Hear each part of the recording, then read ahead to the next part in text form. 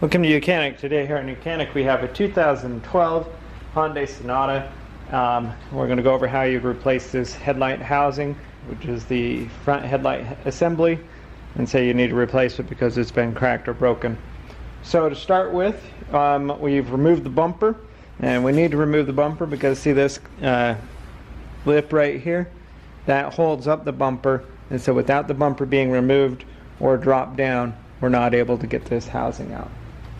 So with that done, then we have two bolts that need to be removed. They're number 10.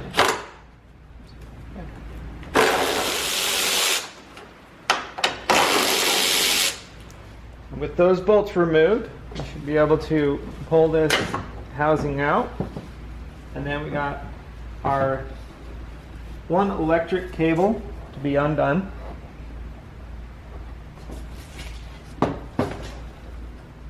So we've got the one electric cable that has been undone, and now we can remove the whole headlight assembly.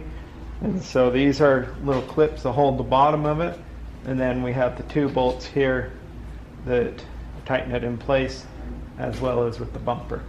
So that's the removal of your headlight assembly.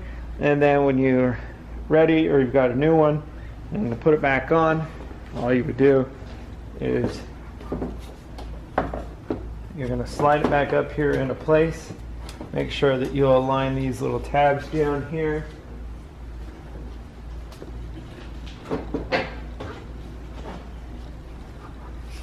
And just snap it back up in there.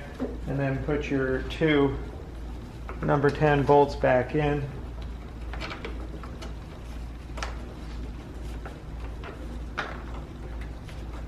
And tighten those into place. And don't forget to hook your electric connector up so that everything will work.